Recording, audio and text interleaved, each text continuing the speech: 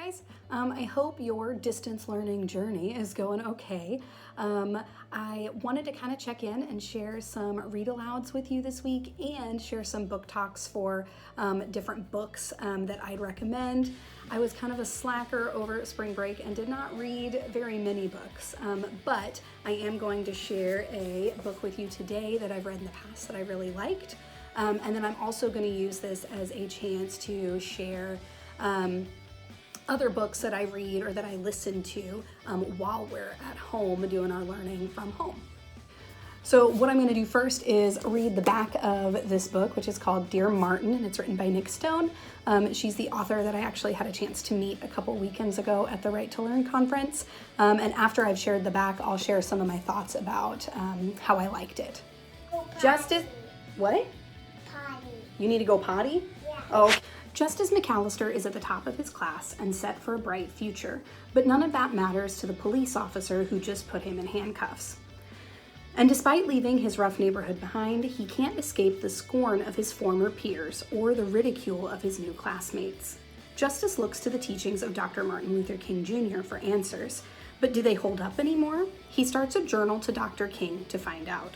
Then comes the day Justice goes driving with his best friend Manny, windows rolled down, music turned up, way up, sparking the fury of an off-duty cop beside them. Words fly, shots are fired. Justice and Manny are caught in the crosshairs. In the media fallout, it's Justice who is under attack.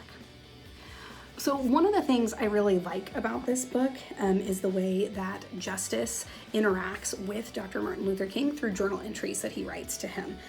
He has a hard time coming to terms with some of the events that happened to him in the novel that are kind of based on his race and how other people treat him. And one of the things he does to cope with that is he writes journal entries to Dr. King.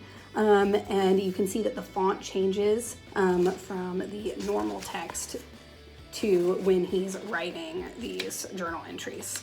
And he does a lot of soul searching and kind of thinking about, like, Martin Luther King and the events of his life happened many years ago for Justice, but some of the issues that Dr. King struggled with, Justice is still struggling with. And I like how those journal entries to Dr. King really help him kind of figure out some of the things that he's starting to wrestle with and some of the struggles that he has.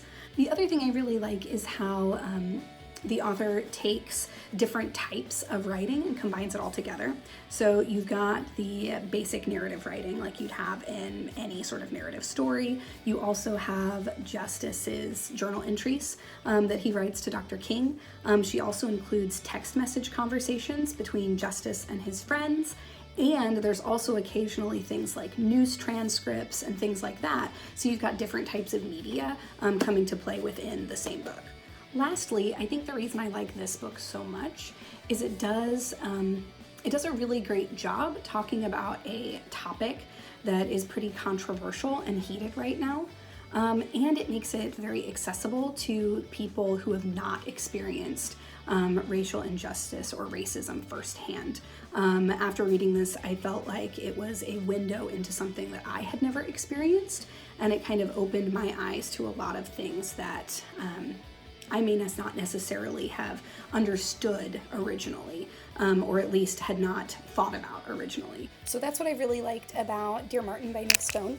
If you are interested in trying to find a way to check this book out, you could contact me or you could contact Mrs. Hoskins, and we could see if there's a way for you to check this out, maybe through drop-off at a local library, or if you have it available on the internet somewhere. Thanks so much.